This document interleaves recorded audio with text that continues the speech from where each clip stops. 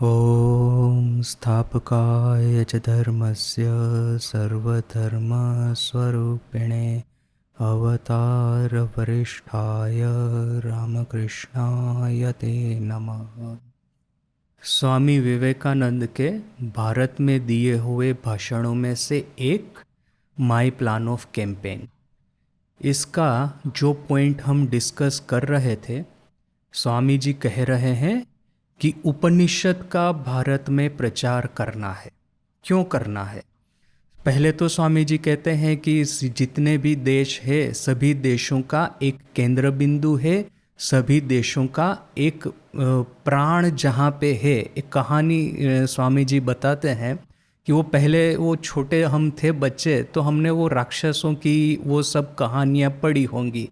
एक राजकुमार है, वो राक्षस का वध करने के लिए जाता है, किंतु राक्षस को कितना ही वो उसके ऊपर में वो तलवार से आघात करे, वो राक्षस मरता ही नहीं है। फिर वो कोई एक जादूगर है, न कि कोई साधु महात्मा है, वो आकर के उस राजकुमार को कहते हैं कि देखिए इस राक्षस का प्राण इस चिड़िया में है, और ये चिड़िया जो है वहाँ वो पहाड़ के ऊपर में इसको रखा गया है, बड़ी सेफ इसको रखा गया है।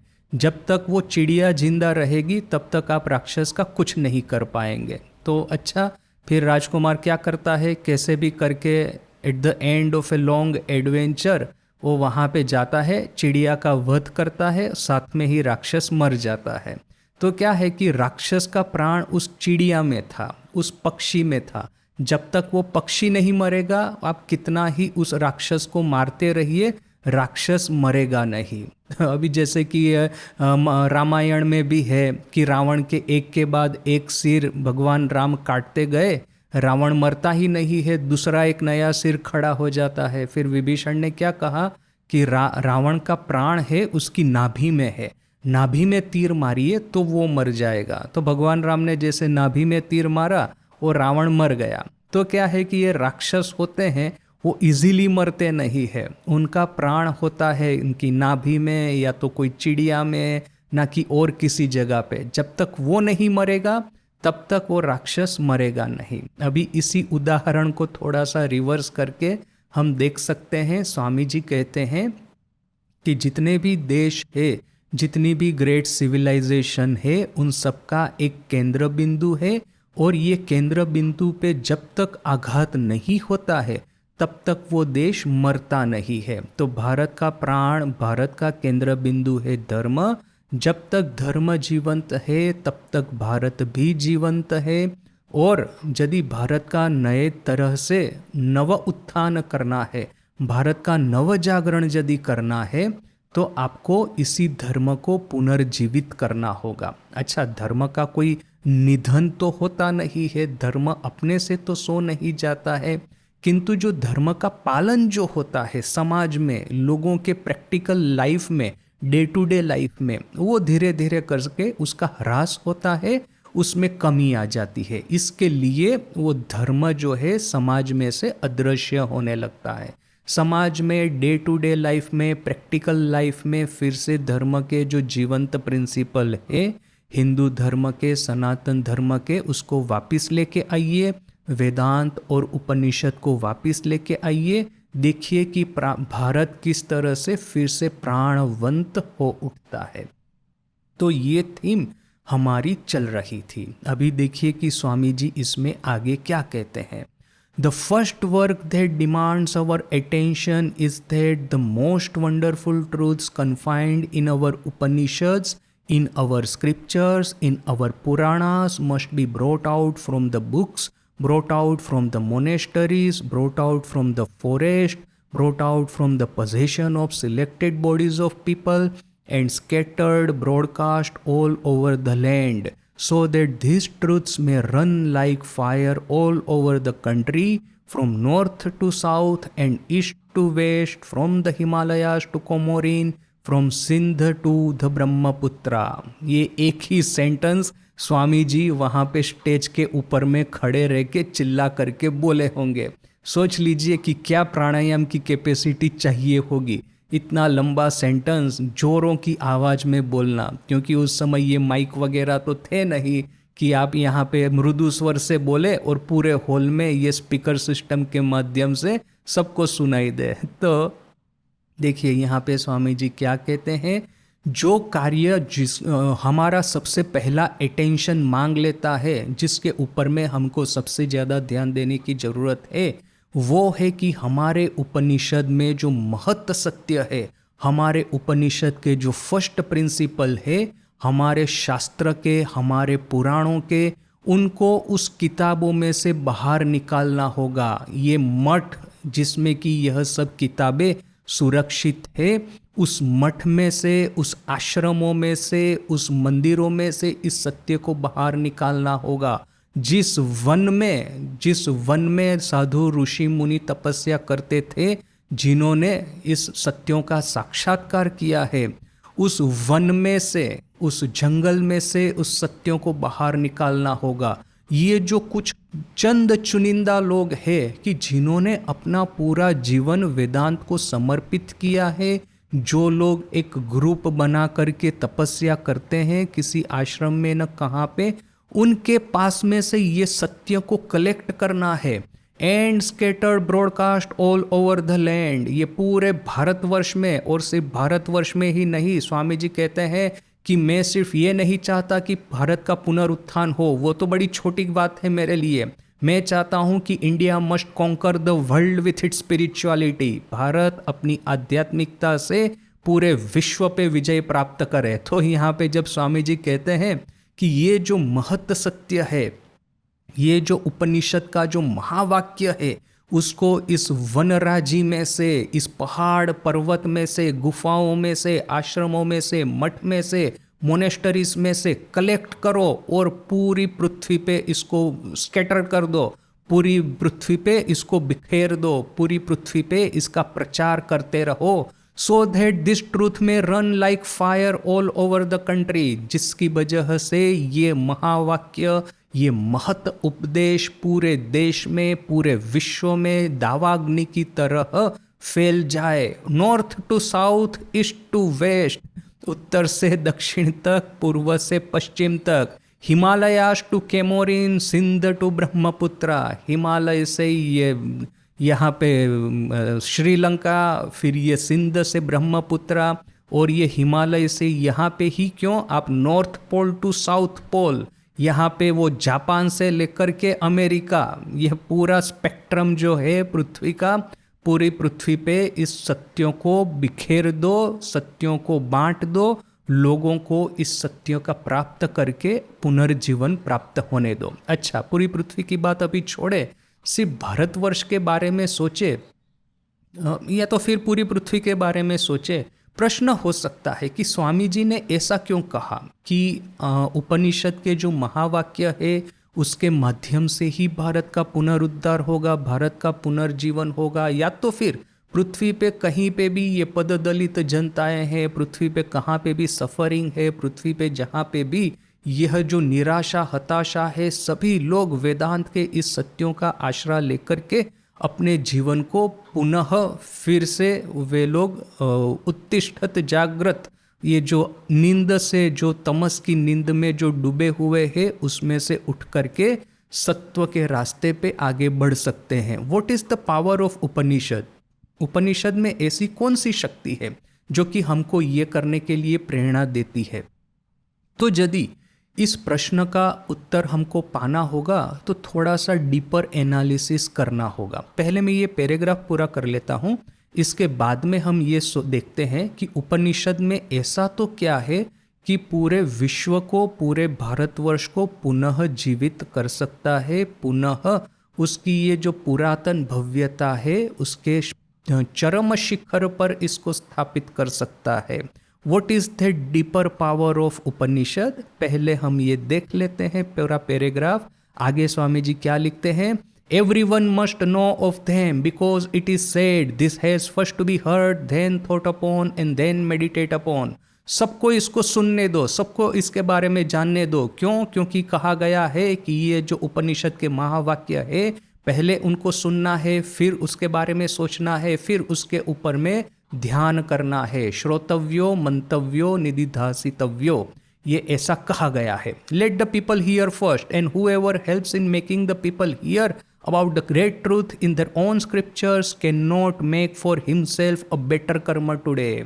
लोगों को इस महावाक्य को सुनने दो, और जो व्यक्ति, जो साधक, जो मनुष्य लोगों के पास में गांव गांव, शहर शहर, घर घर, क्लासरूम से क्लासरूम इस सत्यों को लेकर के जाता है, इस महावाक्य को लेकर के जाता है, उसके लिए पुण्य करने का इससे अच्छा और कोई रास्ता नहीं है। यदि आपको पुण्य अर्जन करना है, यदि आध्यात्मिक जीवन में प्रगति करनी है, यदि अच्छे साधक होना है, साधक जीवन में अग्रसर होना है, तो सबसे ज़्यादा जो बड़ी महत साधना है आज की, वो साधना है कि उपनिषद के महावाक्य को गांव गांव, घर घर ले जाइए, लोगों को ये महावाक्य सुनाइए। इससे जो पुण्य अर्जित होगा, इससे जो हमारे कर्म क्षय होंगे, और इतने कर्म क्षय और किसी साधना से आज के कलियुग में नहीं होंगे।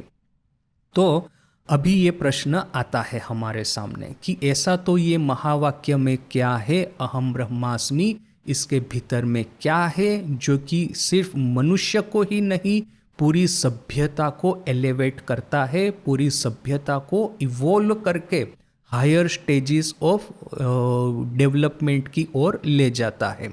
तो देखिए कि सभ्यता के एस्पेक्ट कौन से हैं, what are the different aspects of human civilization. तो यदि हम थोड़ा बहुत एनालिसिस करेंगे, हिस्ट्री पढ़ करके, सिविलाइजेशनल स्टडी को समझ करके, रामकृष्ण विवेकानंद या तो फिर अपने शास्त्रों का अध्ययन करके, तो हमको पता चलेगा कि there are basically 3 aspect of any civilisation.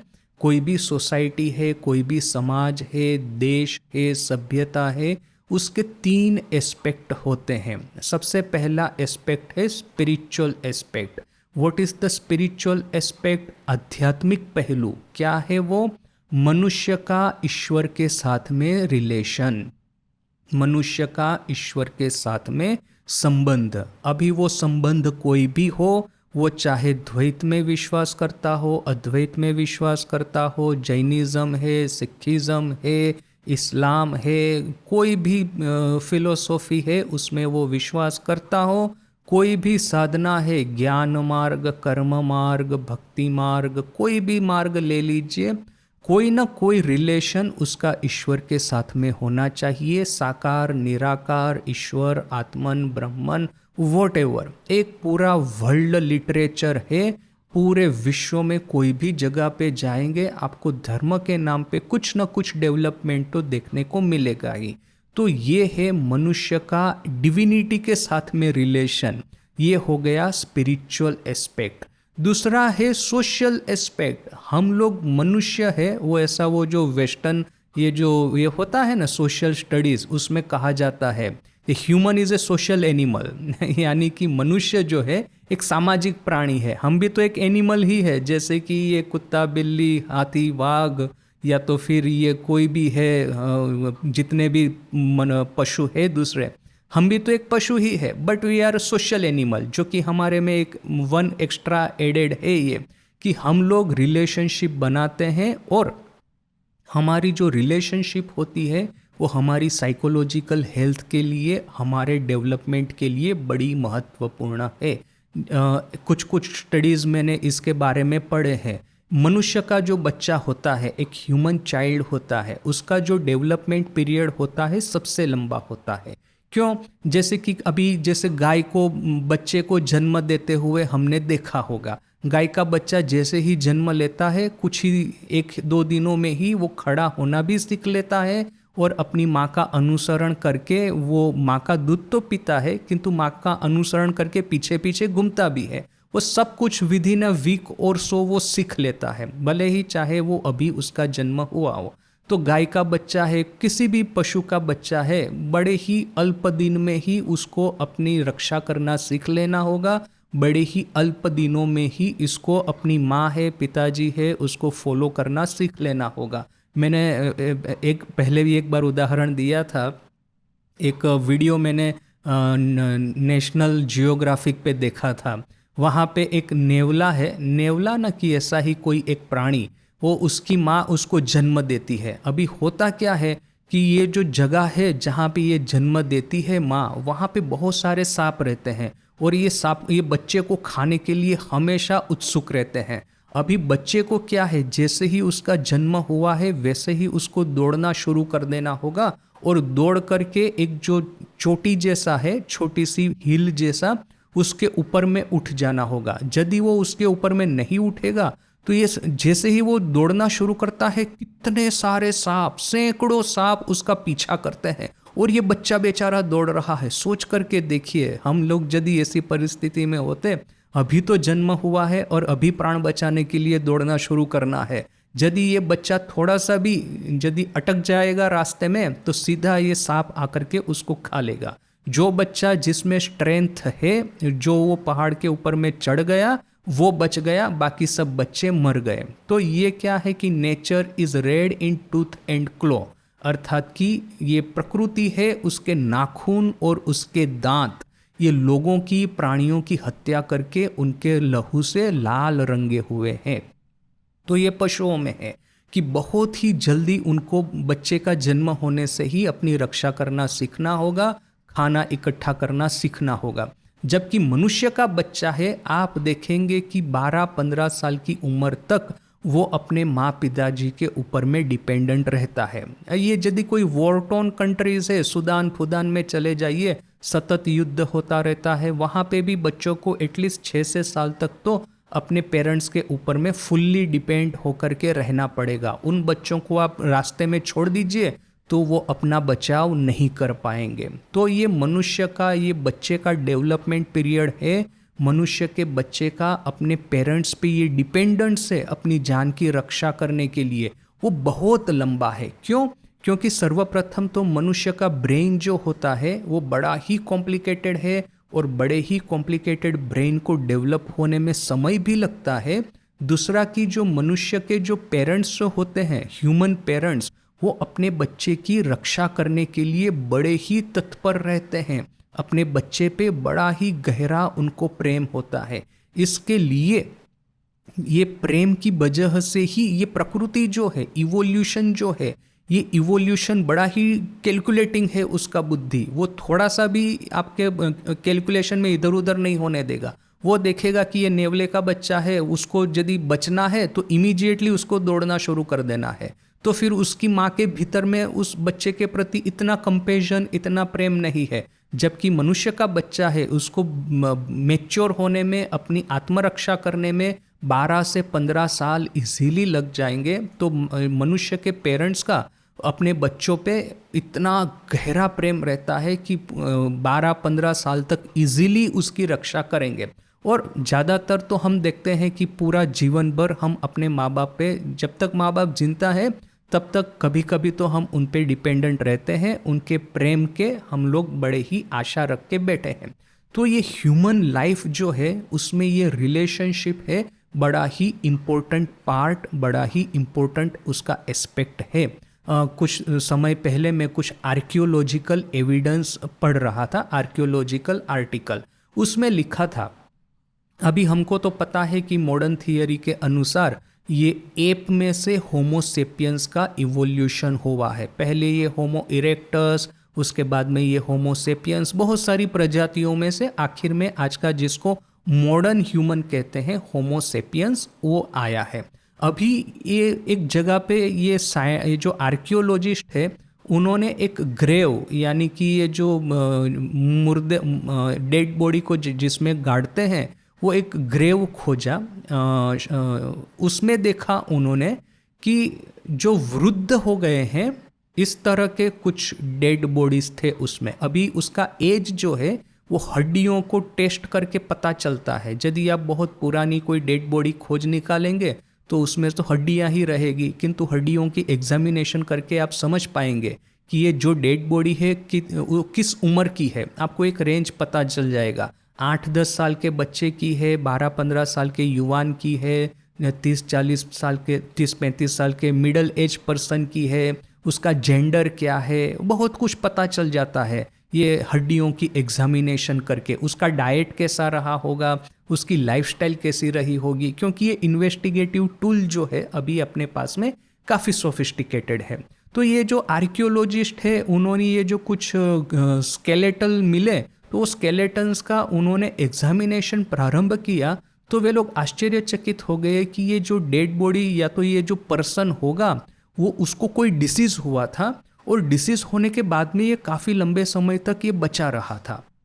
अभी ये जब रिजल्ट है जब पब्लिश हुए तब जैसे कि एक पूरा सभी लोग बड़े ही इम्प्रेसिव हो गए क्योंकि ये डेड बॉडीज कब की थी, ऑलमोस्ट 20-25 हजार साल पहले की थी। एग्जैक्ट मैं नंबर भूल गया किंतु बड़ी पुरानी थी। अभी देखिए कि उस समय जैसा था कि एप के भीतर में ये जो सोशल रिलेशन होता है इतना स्ट्रॉन्ग नहीं होता। अभी आप अभी जैसे कि मान लीजिए कि कोई एप है वो बीमार हो गया तो उसको अपनी रक्षा अपने से ही करनी है, अपना खाना अपने से ही जुगाड़ करना है और कोई उसको इतना हेल्प करने को नहीं आएगा। थोड़ा बहुत शायद इधर उधर कोई हेल्प कर दे किंतु इतना ज़्यादा कोई लंबा हेल्प नहीं करेगा।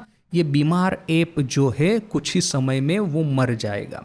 किंतु ये बीमार ये जो था ये पर्सन जो कि इतने लंबे टाइम तक जिंदा रहा, इसका रीज़न क्या हो सकता है कि किसी ने उसकी केयर की होगी। तो ये केयर करना आपस में हम लोग समझते हैं ये रिसेंट फिनोमेना है कि ये जो माँ बाप भाई बहन पति पत्नी समाज ये जो हमारे भीतर में कोई बीमार हो जाए तो हम उनकी कितनी केयर करते हैं। कितने सारे एग्जाम्पल है कि माँ बीमार है, पिताजी बीमार है, बच्चे उनकी सेवा कर रहे हैं। कितने प्रतिदिन आपको प्रति घर में ये एग्जाम्पल देखने को मिल जाएगा।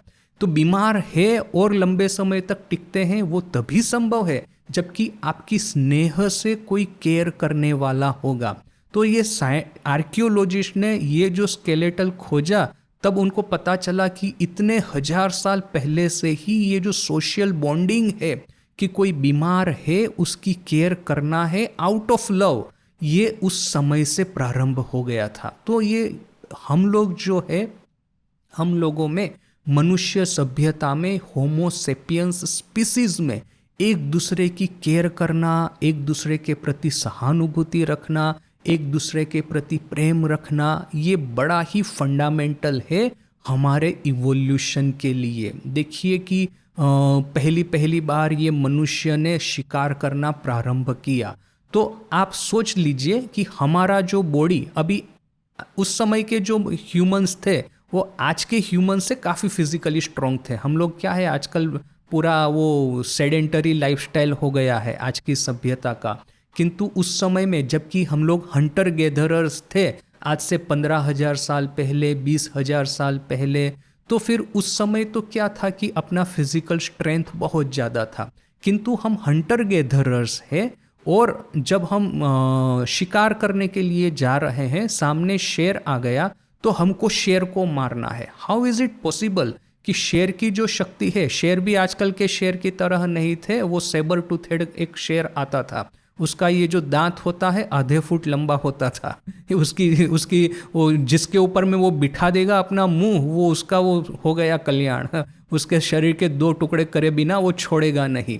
तो ऐसे भयानक भयानक वो शिकारी प्राणी उस समय थे, उसके सामने हमको युद्ध करके रहना है। How was that possible? एक मनुष्य चाहे जितना भी फिट हो और एक सेबर टूथेड टाइगर, उसके साथ दोनों में युद्ध होगा, ऐसा हो ही नहीं सकता कि वो मनुष्य जीतेगा, वो टाइगर ही जीतेगा। किंतु फिर भी हमको पता है कि मनुष्य का हमेशा से जंगली पशुओं पे विजय होता रहा है। कैसे हुआ है? क्योंकि हम लोग ग्रुप में हंटिंग करते हैं। अभी ग्रुप में हंटिंग दूसरे भी पशु करते हैं, हाइनास है, डॉग्स है, वैसे बहुत सारे पशु है जो कि ग्रुप में हंटिंग करते हैं। किंतु हमारे पास में फिर टूल डेवलप करने की भी कैपेसिटी है, यानी कि हम सिर्फ अपने हाथ पे डिपेंडेंट नहीं है। ये तीर है, ये फिर जो ये है, बाकी सब ये तलवार है न कि भाला है, इस तरह के जो अस्त्र हमने डेवलप किए। तो ये सोशल अपना जो ऑर्गेनाइजेशन था, it gave us a very powerful edge above every other animal. तो ये सोशल एस्पेक्ट है किसी भी सिविलाइजेशन के, किसी भी स्पीसीज के डेवलपमेंट के लिए। और तीसरा एस्पेक्ट है सिविलाइजेशनल स्टडीज़। देखिए, प्रथम है स्पिरिचुअल एस्पेक्ट, सेकंड है social aspect, third is the civilisational aspect. ये सिविलाइजेशनल एस्पेक्ट क्या है?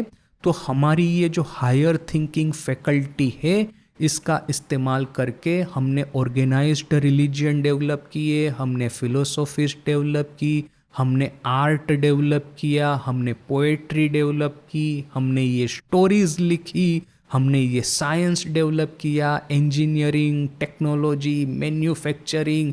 आज हमें अभी कुछ दिनों पहले ही एक मीम होता है ना, मीम मीम अर्थात कि कार्टून जैसा ही किंतु बड़ा शॉर्ट सिंगल इमेज होती है और उसमें बड़ा डीप मैसेज रहता है। तो एक मीम देख रहा था, तो उसमें था कि एक घोड़ा गाड़ी है और दूसरी घोड़ा गाड़ी है। अभी ऊपर में क्या लिखा है, पहली घोड़ा गाड़ी के ऊपर में 500 साल पहले की ये घोड़ा गाड़ी है, 500 न कि 1000 साल पहले की, और वो 1000 साल पहले की डेट उसके ऊपर में लिखी है। और दूसरी जो घोड़ा गाड़ी थी उसके ऊपर में ये 18th सेंचुरी की डेट लिखी थी। यानी कि दो घोड़ा गाड़ी है, ये दोनों मोर और लेस एक ही तरह की दिखती है, किंतु दोनों के बीच में 1000 साल का अंतर है। ये पहला पार्ट हो गया। दूसरे पार्ट में वो जो 18th सेंचुरी वाली घोड़ा गाड़ी थी वो बताई है, और उसके पास में दूसरा पिक्चर है स्टिल्थ बॉम्बर का। स्टिल्थ बॉम्बर टेक्नोलॉजी यानी कि एविएशन में या तो फिर ट्रांसपोर्टेशन में सबसे एडवांस टेक्नोलॉजी। तो ये जो पहली घोड़ा गाड़ी है उसके ऊपर में 18th सेंचुरी की डेट है, और ये स्टिल्थ बॉम्बर है उसके ऊपर में आज की डेट है, और लिखा है कि 100 साल में हमने घोड़ा गाड़ी से स्टिल्थ बॉम्बर तक यात्रा की। पहले 1000 साल में घोड़ा गाड़ी से घोड़ा गाड़ी तक ही पहुंचे, किंतु दूसरे 100 साल में ही घोड़ा गाड़ी से स्टिल्थ बॉम्बर तक पहुंच गए। तो देखिए कि ये जो डेवलपमेंट होता है ह्यूमन सिविलाइजेशन का, ये कैसे होता है। हमने ये हायर आइडियल्स धीरे धीरे करके खोज निकाले। सबसे पहले ये अग्नि की खोज हुई, इसके बाद में ये व्हील की खोज हुई, इसके बाद में धीरे धीरे करके हमने एस्ट्रोनॉमी डेवलप की। जितनी भी पुरानी सभ्यता आप देखेंगे, इजिप्ट की देखेंगे, मेसोपोटामिया की देखेंगे कि वहाँ पे वो जो टेबलेट होती है, या तो इजिप्ट के जो पिरामिड होते हैं वहाँ पे स्टार्स को जो कॉन्स्टलेशंस जिसको हम कहते हैं वो सब डिपिक्ट किए गए हैं कि एक के बाद एक इतने सारे कॉन्स्टलेशन है। तो मनुष्य के मन में उस समय क्या चलता होगा कि ये डे टू डे एक्टिविटी को छोड़ करके वो आकाश की ओर देखता रहता है क्या? उसको और कोई काम धाम नहीं है? आकाश को देखेगा, आकाश के तारों की किस तरह से संरचना है, किस तरह की पैटर्न बनती है, और उसके ऊपर में फिर अपनी कल्पना बिठाएगा कि ये वुल्फ की, ये जो बियर की पैटर्न है, न कि ये मछली की पैटर्न है, न कि ये उसकी पैटर्न है, बोल कर के ये पैटर्न बनाएगा, फिर कॉन्स्टलेशन बनाएगा, फिर ये सूरज किस तरह से गति करता है, एक्लिप्स क्या है, ये सब हायर थिंकिंग जिसको कहते हैं। ये higher thinking is the part of the civilizational studies. ये हायर थिंकिंग के भीतर में ये आजकल का जो ग्रेटेस्ट नेम हम देखते हैं, best of the philosophers, best of the artist, best of the statesman, best of the public representatives, best of the scientist, सभी लोग जो है within this civilizational studies आते हैं। तो ये 3 एस्पेक्ट है कि एनी स्पीसीज उसको डेवलपमेंट करना है तो ये उसके भीतर में स्पिरिचुअलिटी भी चाहिए, उसके भीतर में ये सोशल एबिलिटी भी चाहिए, और ये सिविलाइजेशनल डेवलपमेंट भी चाहिए। और देखिए कि रामकृष्ण मिशन में ठाकुर, माँ, स्वामी जी, ये तीनों एक एक एस्पेक्ट को रिप्रेजेंट करते हैं। ठाकुर के भीतर में देखिए कि ये इंडिविजुअल स्पिरिचुअलिटी मनुष्य का दिव्यता के क्या साथ में क्या संबंध है, ईश्वर के साथ में, न कि आत्मन के साथ में क्या रिलेशन है, perfectly exemplified, perfectly developed by Shri Ramakrishna. Social studies में या तो सोशल रिलेशन में माँ शारदा देवी के बारे में हमको बड़े अच्छे से पता है। ये पागली मामी, ये राधु वगैरह को तो छोड़ ही दीजिए, माँ की जो जया विजया, ये गोलाप माँ, योगेन माँ, वो भी माँ को कितना कष्ट देती थी। वो एक कहानी है, योगेन माँ वो गंगा में स्नान करने के लिए गई, देखा उनके मन में गंगा में स्नान करते करते एक विचार आया कि ठाकुर तो इतने पवित्र थे, इतने त्यागी थे, जबकि माँ है कि पूरे परिवार को साथ में लेकर के बैठी रहती है सब समय। ये राधु क्या कर रही है, ये माकू क्या कर रही है, नलिनी क्या कर रही है, अपने भाई है जो काली मामा, वरदा मामा, प्रसन्न मामा, इन सब की चिंता कर रही है। तो ये कहाँ ठाकुर त्यागीश्वर और ये कहाँ माँ घोर संसारी की तरह। उसी समय ये जो जैसे ही विचार आया योगेन माँ के मन में, उसी समय देखा कि एक छोटा सा बच्चा अभी उसका जन्म हुआ है, जन्म के साथ में ही वो मर भी गया है। तो छोटे से बच्चे का डेड बॉडी उस गंगा में तैरता हुआ उनकी नज़र के सामने से जा रहा है। जैसे ही डेड बॉडी को देखा, साथ में ही ठाकुर स्वयं उनके सामने, योगिन माँ के सामने प्रकट होकर के बोले, देखो योगिन, इस तरह की डेड बॉडीज गंगा में कितनी बहती जाती है, क्या इससे गंगा अपवित्र होती है? नहीं होगी। तो वैसे ही श्री माँ को जानना, तो कितना ही संसार ऊपर ऊपर से चलता रहता हो, भीतर से संपूर्ण त्यागीश्वर माँ भी इतनी ही त्यागीश्वर है जितने कि ठाकुर स्वयं थे। तो ये जैसे ही ठाकुर ने दर्शन दे के ये बात कही, बेचारी योगिन माँ दौड़ी दौड़ी गई माँ के पास में। माँ उस समय उद्बोधन में रहती थी। माँ के पैरों में गिर करके कहा कि माँ मुझे क्षमा कर दो कि मैंने आपके ऊपर में इस तरह से संदेह किया। तो माँ उनकी वो पीठ के ऊपर में हाथ रख के कहती है, अरे योगेन, क्या इसमें क्या है? इस तरह से संदेश तो कितने, माने ये स्वामी जी है, योगेन महाराज है, कितने लोगों ने ठाकुर के ऊपर में संदेह किया।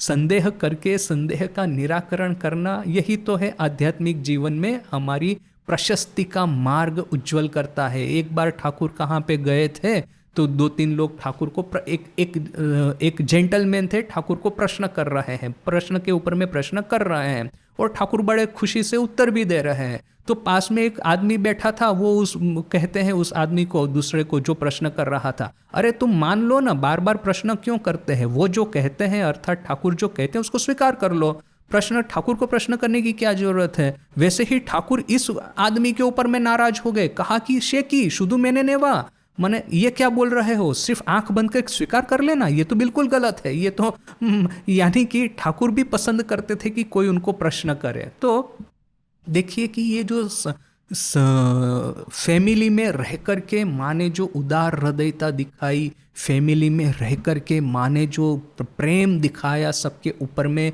That is the social aspect जो कि हमको डेवलप करना है। हमारा सोशल एस्पेक्ट कैसे डेवलप हो, वो हमको माँ शारदा देवी से सीखना है।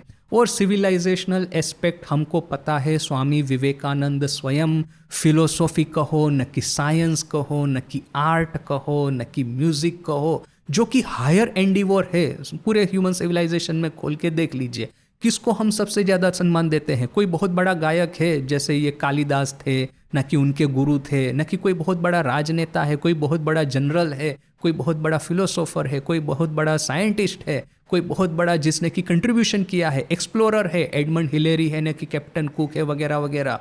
ये इन लोगों को हम सम्मान देते हैं क्योंकि उन्होंने जो एक्सप्लोर किया हायर थिंकिंग को, और जिस तरह से उन्होंने सिविलाइजेशन को एनरिच किया, उसकी वजह से हम सभी लोग उनको रिस्पेक्ट करते हैं। तो स्वामी विवेकानंद के भीतर में ये सभी गुण भर भर करके उनके भीतर में थे। वो चाहे कोई भी क्षेत्र हो, स्वामी जी ने उसके भीतर में एक महत्व योगदान दिया है, हम सबको पता है। So this 3 aspect, individual spirituality, social life और ये सिविलाइजेशनल अंडरस्टैंडिंग, ये तीनों को यदि हमको तगड़ा बनाना है, तीनों को यदि नरिश करना है, तो ये जो उपनिषद का अहम ब्रह्मास्मि महावाक्य है, उसकी हम ठीक ठीक से साधना करेंगे, ठीक ठीक अपने जीवन में अप्लाई करेंगे, तो ये हमारे तीनों एस्पेक्ट, वो कि ये जो सहस्त्र दल पद्म होता है, 1000 पेटल लोटस, इसकी तरह वो ब्लूम होंगे, इसकी तरह हमारे हृदय में खिलेंगे। इसके लिए स्वामी जी कहते हैं कि उपनिषद का जो स्टडी है, उपनिषद के जो महावाक्य है, उसको वन में से, मंदिरों में से, मठ में से, सन्यासी मंडलियों में से जाकर के कलेक्ट कीजिए और घर घर गांव गांव इसका प्रचार कीजिए। और ये प्रचार जो करेगा वो सबसे ज़्यादा पुण्य बटोरेगा अपने दूसरे जन्म के लिए। जो ये साधना करेगा उसके सामने बाकी सब साधनाएं फीकी पड़ जाएगी। ये स्वामी जी का हमको प्रॉमिस है।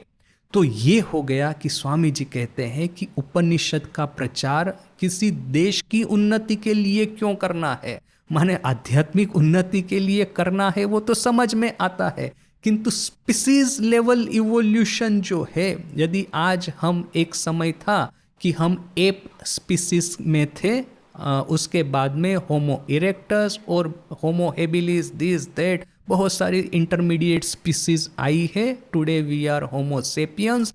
तो इस स्पीसीज से भी यदि हमको होमो डिवाइन माने एक दिव्य पुरुष की ये जो हमको यात्रा करनी होगी, तो हमको उपनिषद ही सबसे ज़्यादा हेल्पफुल होंगे। तो ये एक एस्पेक्ट। इसके बाद वाला जो पॉइंट है, स्वामी जी कहते हैं गिफ्ट ऑफ स्पिरिचुअलिटी। ये जो स्वामी जी ने पहले कहा ना कि ये सत्यों को जो जितना भी बांटेगा वो सबसे ज़्यादा पुण्य कमाएगा, इसके बारे में ही ये पॉइंट है। स्वामी जी कहते हैं, सेज अवर व्यासा, हमारे व्यास कहते हैं, in the Kaliyuga there is one karma left, sacrifices and tremendous tapasyas are of no avail now. Kaliyug में सिर्फ एक ही कर्म बचा है, ये चाहे जितने भी बलिदान दे दीजिए, होम हवन यज्ञ कर दीजिए, प्रचंड तपस्या कर दीजिए, उससे ज़्यादा कुछ होने वाला नहीं। Of karmas one remains and that is the Karma of giving. कर्मों में एक ही कर्म बचा है, कर्म कांड में एक ही महत् कर्म बचा है, वो है दान का कर्म। End of this gifts the gift of spirituality and spiritual knowledge is the highest. और ये जो दान है, इस दान में आध्यात्मिकता का दान, आध्यात्मिक ज्ञान का दान सर्वोच्च है। And the next gift is the gift of secular knowledge. और इसके बाद की जो गिफ्ट है, उसके बाद का जो ज्ञान है, वो है इस जगत के बारे में ज्ञान, जिसको कि हम generally science, technology, engineering, industrialization कहते हैं। वो ज्ञान भी देना ये आध्यात्मिक ज्ञान से सिर्फ एक ही स्टेप निम्न कक्षा का है। The next is the gift of life. इसके बाद में आता है जीवतदान। And the fourth is the gift of food. इसके बाद में आता है अन्नदान। Look at this wonderfully charitable race. ये जो भारत देश है, देखिए कि हम लोग कितना दान करते हैं। हम लोग अन्नदान भी करते हैं, जीवन दान यानी कि आरोग्य दान भी करते हैं, मेडिकल फैसिलिटीज़ प्रोवाइड करके, ज्ञान दान, विद्या दान भी करते हैं, सेक्युलर नॉलेज को कहेंगे विद्या दान, और फिर जो हाईएस्ट है स्पिरिचुअल नॉलेज, इसको कहेंगे ज्ञान दान। यानी कि 4 स्टेजेस के दान स्वामी जी ने बताए हैं, अन्नदान, आरोग्य दान, विद्या दान और ज्ञान दान। और ये चारों दान भारत में आदिम समय से, आदि काल से चले आ रहे हैं, सनातन काल से चले आ रहे हैं। इसी दान को फिर से हमको पुनः जागृत करना है। Look at the amount of gift that are made in this poor country. ये गरीब देश है, उसमें कितना दान होता रहता है, आप देख लीजिए। Look at the hospitality where a man can travel from the north to the south, having the best in the land, having treated always by everyone as if he were a friend, and where no beggar starves so long as there is a piece of bread anywhere. देखिए भारत में ये जो अतिथि सत्कार की परंपरा है, एक आदमी, एक मनुष्य नॉर्थ से साउथ तक ट्रैवल करेगा, किंतु यदि उसके पास में कुछ भी नहीं है, फिर भी जहाँ पे भी जाएगा, जिस गांव में जाएगा, जिस शहर में जाएगा, लोग उनको खुले हाथों से वेलकम करेंगे, खाने के लिए, रहने के लिए सब कुछ व्यवस्था करेंगे, जैसे कि वो अपना ही, जैसे कि बिछड़ा हुआ मित्र हो, कितने सालों के बाद में से मिल रहा हो। जहाँ पे एक भी भिखारी है, वो भूखा नहीं सोएगा जब तक कि रोटी का एक टुकड़ा कहीं पर भी प्राप्य है, वो तब तक वो भिखारी भूखा नहीं सोएगा। देखिए मैं अपनी खुद की बात बताता हूँ, मेरा खुद का ये एक्सपीरियंस है। यहाँ पे रामकृष्ण मिशन में आने से पहले, पहली बार ज्वाइन करने से पहले, उस समय में कन्याकुमारी में था, और सडनली मेरे माइंड में ऐसा आ गया कि चलो प्रव्रज्या करते हैं। उस समय मेरा ठीक नहीं था कि क्या करना है, संसार में नहीं रहना इतना तो पक्का हो गया, किंतु फिर साधु होना है कि क्या होना है वो ठीक नहीं कर पा रहा था मैं। तो सोच लिया कि प्रव्रज्या करते हैं कुछ समय तक, फिर जैसे ही वो ठाकुर फिर जो मति दे, जो स्वामी जी बताए बाद में क्या करना है, बोल करके मैं कन्याकुमारी से निकला। अभी मैं जा कहाँ रहा हूँ, मैं भ्रमण कर रहा हूँ केरल में। यानी कि देखिए कि नॉर्थ इंडियन आदमी हूँ मैं, और साउथ इंडिया के बारे में कुछ भी नहीं पता, लैंग्वेज कुछ नहीं पता। उसमें भी यहाँ पे जो आंध्र प्रदेश में लोग कहते हैं कि केरल सबसे ज़्यादा विचित्र राज्य है, माने साउथ इंडिया में वो केरल का एक इस तरह से नाम है। तो वही केरल में मैं पैदल चल रहा हूँ, तो मुझे कभी भी भूखा नहीं रहना पड़ा। मैं कहाँ पे भी जाता था मैं शेमलेसली मांग लेता था कि अच्छा मुझे खाना दीजिए, मैं इस तरह से पैदल चल रहा हूँ। स्वामी विवेकानंद नॉर्थ से साउथ गए थे, मैं साउथ से नॉर्थ जा रहा हूँ, तो हो सके तो कुछ खाना बना खिला दीजिए।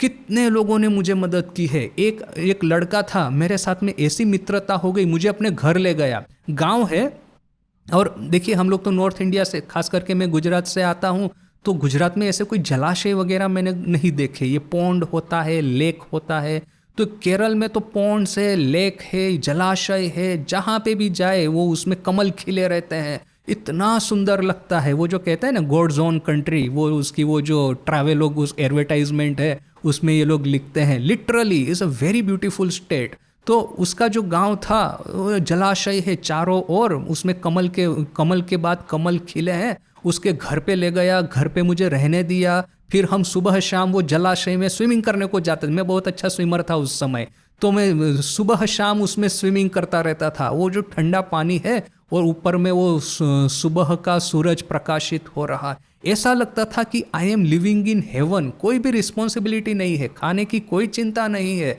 जहाँ पे भी इस सुंदर गांव में घूमना चाहो घूमो, जितना चाहे आराम से ये ठंडे पानी में तैरते रहो। वो मित्र था वो मेरा, वो उसके साथ में जितना गप लगाना हो लगाओ। तो ऐसा करके मैं 3 से 4 महीना इस तरह से घूमा था। कभी एक दिन भी मैं भूखा नहीं गया हूँ। This is my own experience. और ये मैं केरल की बात बता रहा हूँ, जहाँ पे मुझे कोई पहचानता नहीं, लैंग्वेज का कोई प्रश्न ही नहीं आता इस तरह से। और बहुत सारे लोगों को इंग्लिश भी नहीं आता था, सिर्फ वो इशारों में बातें चलती थी और सब वो भी समझ जाते थे, मैं भी समझ जाता था। This is my own personal experience. इसलिए जो स्वामी जी जो कहते हैं कि यदि गांव में एक रोटी भी कहीं पे भी प्राप्य है तो वो भिखारी भूखे नहीं मरेगा। हाँ, जैसे कहते हैं ना ठाकुर, कभी कभी ठाकुर का जो कहना है, किसी को सुबह को रोटी मिल जाती है, किसको रात को रोटी मिलती है, किंतु रोटी मिलेगी सबको।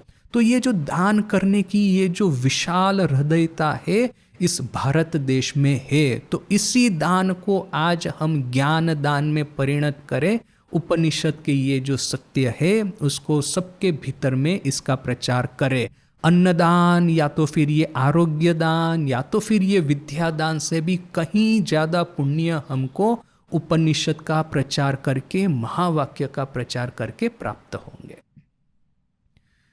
इसके बाद का पॉइंट है, स्वामी जी कहते हैं ग्लोबल वेदांत, यानी कि वेदांत को सिर्फ भारत में ही नहीं पूरे विश्व में फैलाना है। In this land of charity, इस दान दक्षिणा की भूमि में, let us take up the energy of the first charity, the diffusion of spiritual knowledge. ये जो प्रथम दान है ज्ञान दान, उसको हम सब अपने जीवन में उसका पालन करें।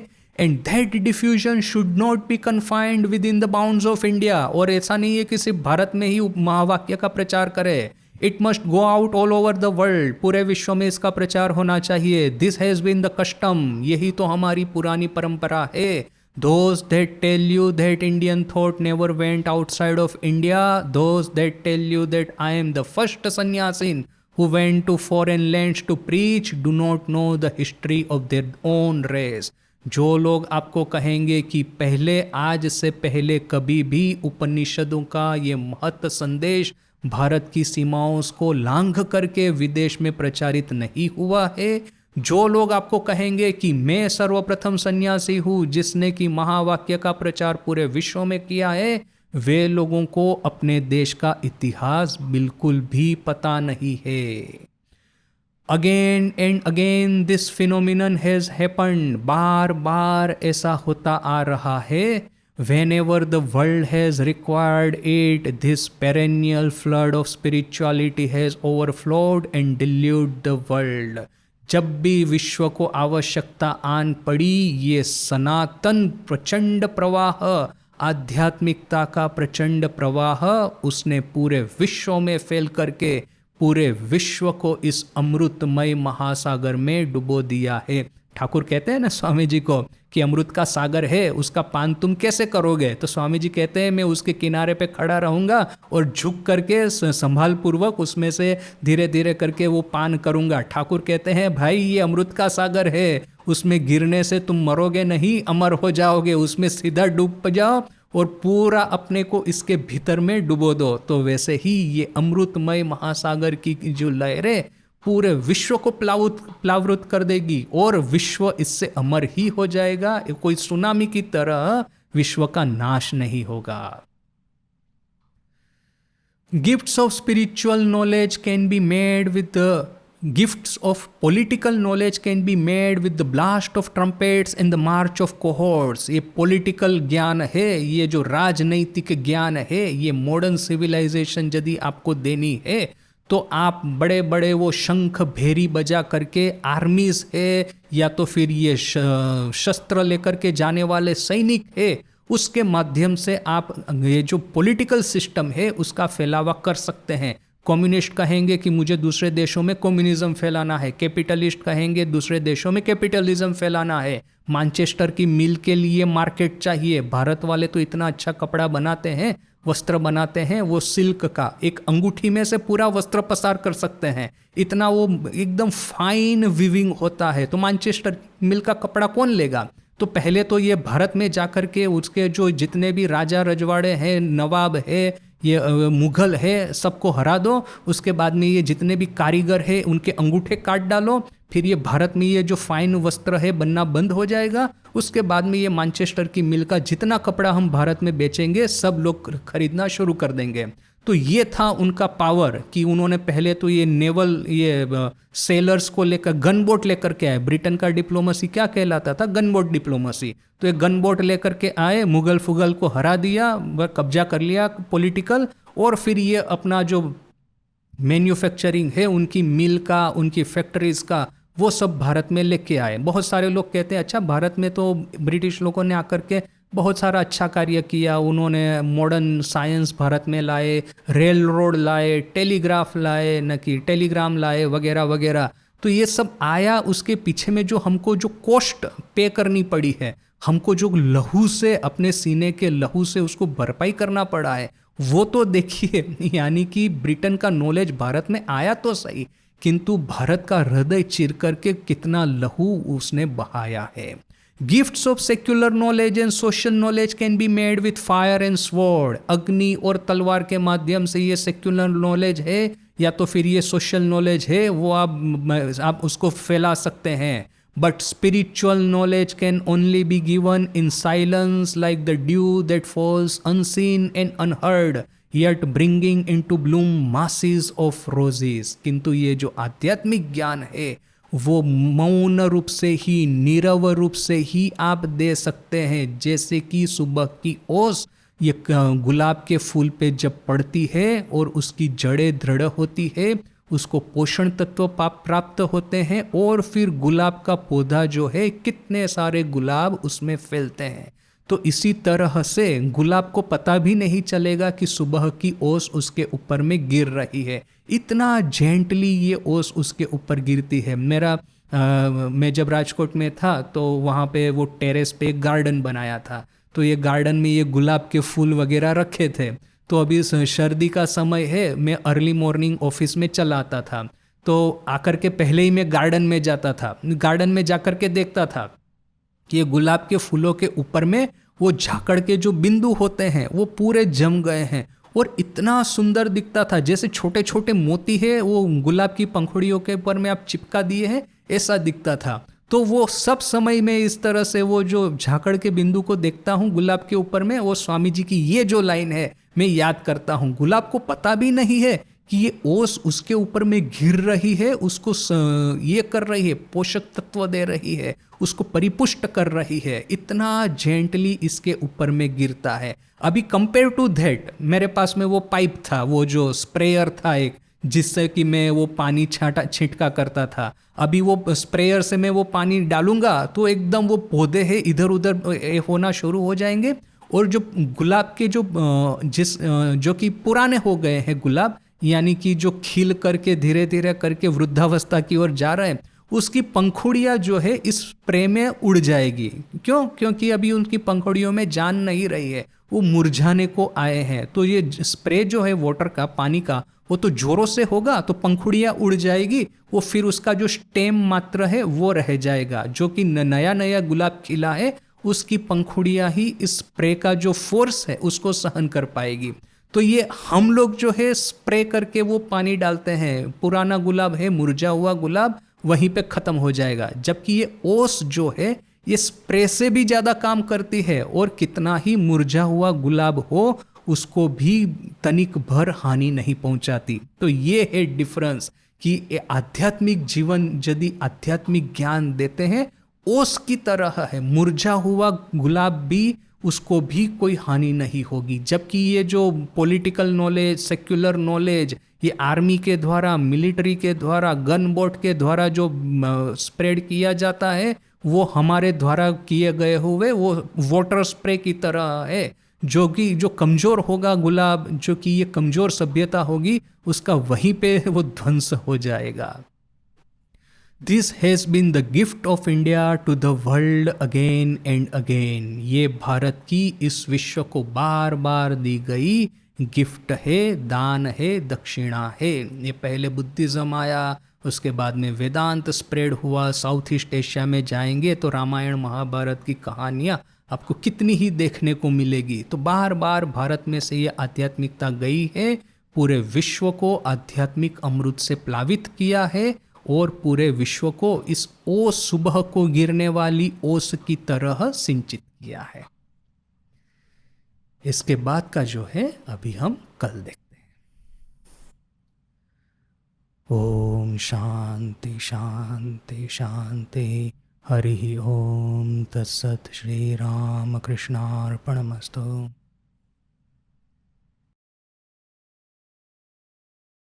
ये जो पहला जो आपका प्रश्न है ना, वो वार्निंग अगेंस्ट गुरु भाव है कि हमको गुरु भाव लेकर के लोगों के भीतर में नहीं जाना है। जैसे अदरवाइज ठाकुर ने कहा ना कि एक सच्चिदानंद ही गुरु है। इवन ठाकुर खुद कहते हैं कि कोई मुझे गुरु करता बाबा कहता है तो ऐसा लगता है मेरे जिस्म में कोई कांटे चुभ रहा है। तो वो गुरु भाव से लेकर के नहीं, साधक भाव से करना है। क्योंकि स्वामी जी ने क्या कहा, this is one of the best sadhana. तो मैं यदि साधना के रूप में करता हूँ कि ईश्वर को समर्पित करके जिनको मैं ये वेदांत का संदेश सुनाता हूँ वो वही शिव है, उनके हृदय में वही शिव है। मंदिर में बैठ करके मैं स्तोत्र पाठ करता हूँ, वहाँ पे या तो फिर मैं ये ग्लोब है न कि ये मैप है, इसको ले जा करके ये जियोग्राफी का संदेश देता हूँ या कठोपनिषद की बातें करता हूँ। सो आइडिया इज सेम कि मंदिर में पूजा करते हैं और यहाँ पे मनुष्य को आप कठोपनिषद की बातें सिखाते हैं। सो साधक भाव के साथ में करना है, नहीं गुरु भाव के साथ में। So that is one distinction.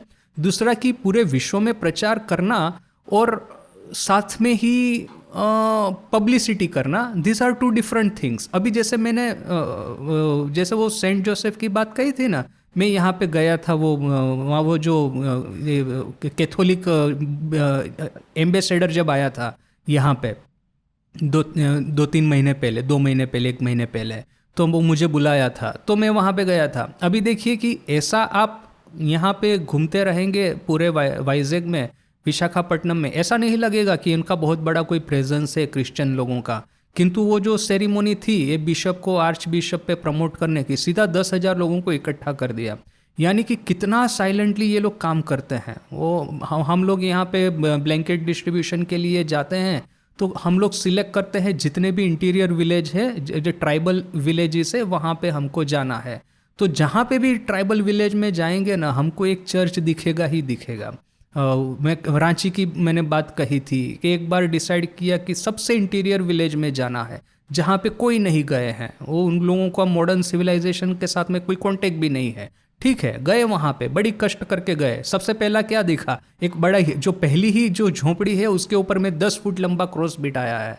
तो देखिए कि ये लोग भी तो करते हैं सब प्रचार, और आपको न्यूज़पेपर में ये सब नहीं देखने को मिलेगा। अपने को बड़ा चालाकी से छुपा करके करते हैं, क्योंकि उनको पता है ये सब चीज़ों को यदि फैलावा होगा तो फिर ये गवर्नमेंट, लोग नाराज हो जाएंगे वगैरह वगैरह। कन्वर्जन करना है, एकदम साइलेंटली करना है, ये लोग इन्होंने सीख लिया है। So we can do the same thing, और कर भी रहे हैं। अभी ये जो 125th एनिवर्सरी थी, वो वहाँ पे एक सेंटर की, अमेरिका के कौन सा, Vedanta society of northern California, उसकी। तो देखिए कि कितने सारे लोग आए थे। अभी न्यूज़पेपर में आपको न्यूयॉर्क टाइम्स है, वॉशिंगटन पोस्ट है, पढ़ करके कुछ नहीं लगेगा, but slowly and silently we are spreading our vedantic message.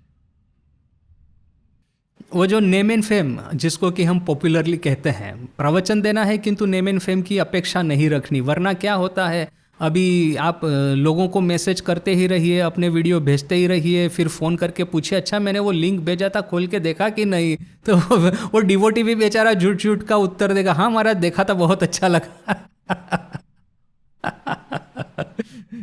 तो ये सब तो देखा है हमने, so we have to be careful about it कि लेक्चर देते हैं, सबको इनवाइट भी करेंगे, किंतु फिर बाद में इनके ऊपर में कोई मोरल प्रेशर नहीं डालना है कि आप आए तो क्यों नहीं आए, सुना तो क्या समझा बताइए मुझे, और फिर भविष्य में फिर से आइएगा।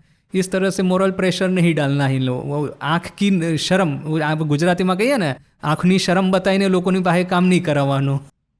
जो हरि महाराज के साथ में था, स्वामी जी ने कहा कि हरि महाराज को भाई तुमको अमेरिका जाके वेदांत का प्रचार करना होगा, तो हरि भाई किसी उन्हें स्वामी तुरानंद जी किसी भी तरह से राजी नहीं होंगे, तो आखिर में स्वामी जी ने इमोशनल ब्लैकमेलिंग किया, उनका गला पकड़ करके आलिंगन करके रोना शुरू कर दिया, कहा भाई मैं ही सब काम करके मेरा जीवन पात करूंगा, तुम लोग मुझे थोड़ी सी भी सहाय नहीं करोगे।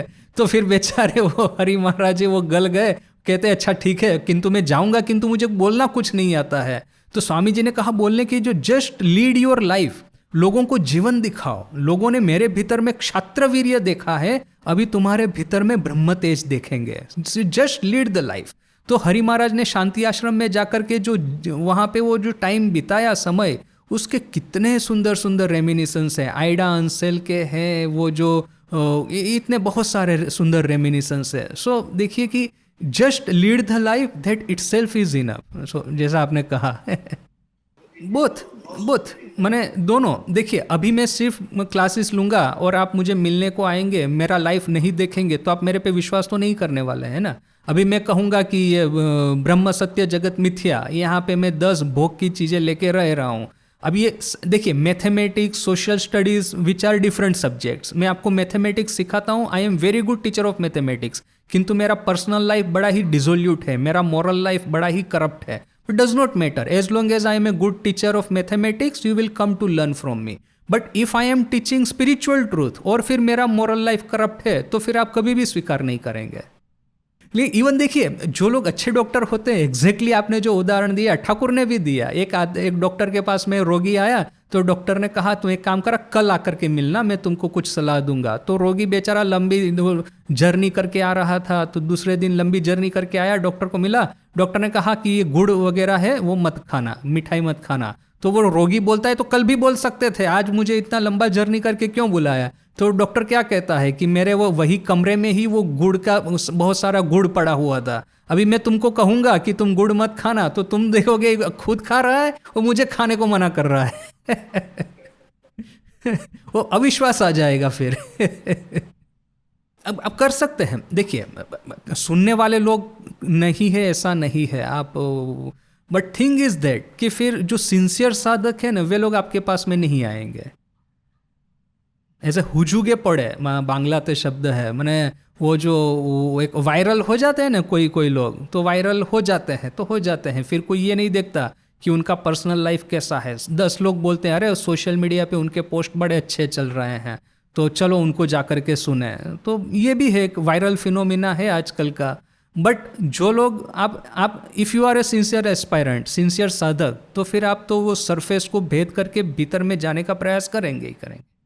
इसके बारे में एक बात मैं कहूँगा, जैसे आपने कहा ना कि ये एज ए एंटरटेनमेंट लोग सुनते हैं, I myself have seen that.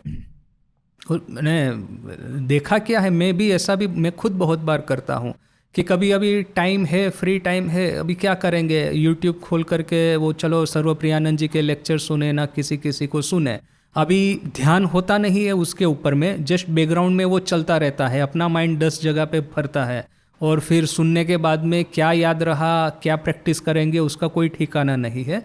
वो तो मैंने मेरे खुद के साथ में अनुभव किया है। किंतु क्या है, जैसे अभी ये कहा ना, श्रोतव्यो मंतव्यो निदिध्यासितव्य, मैं पहले तो सुनना तो पड़ेगा ही, फिर ये धीरे धीरे करके ये काम करेगा।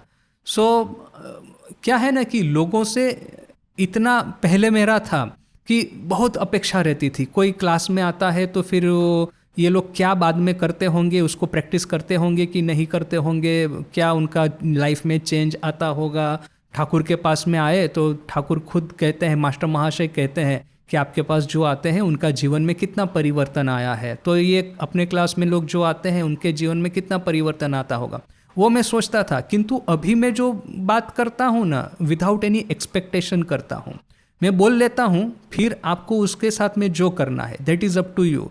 तो क्या है कि ये एक्सपेक्टेशन बहुत ज़्यादा हमको नहीं रखनी है, क्योंकि बाय नेसेसिटी ये जन्म जन्मांतर की यात्रा है। भीतर में क्या हो रहा है किसी को पता नहीं है। लगता है कोई सिर्फ ऊपर ऊपर से सुन रहा है, उसका लाइफ इतना ही डेजोल्यूट है, किंतु सडनली कोई क्रिटिकल मोमेंट आ जाएगा, he will rise up to the expectation. So very difficult to say कि भीतर में क्या हो रहा है।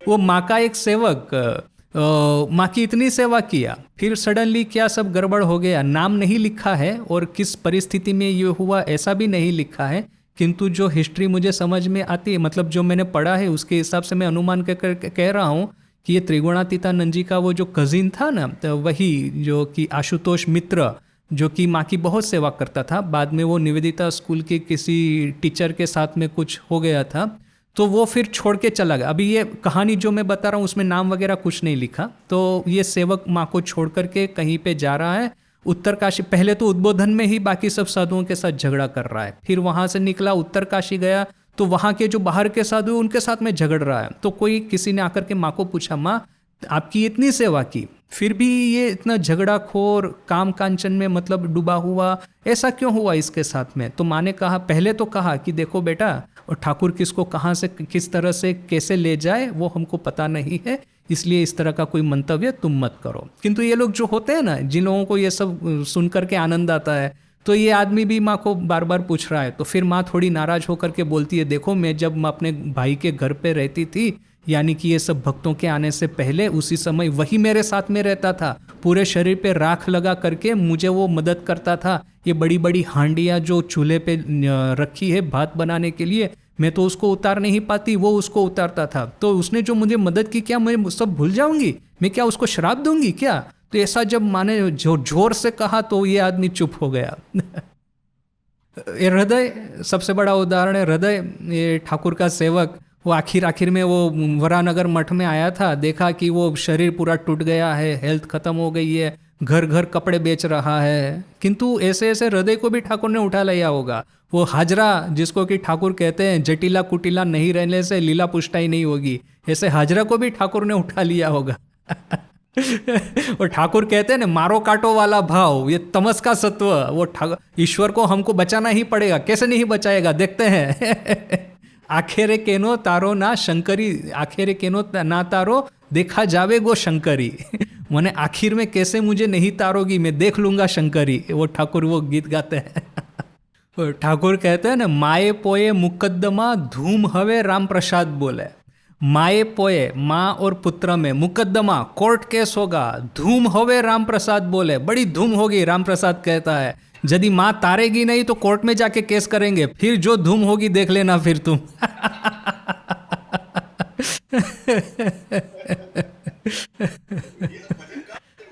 ये कथामृत में ही है।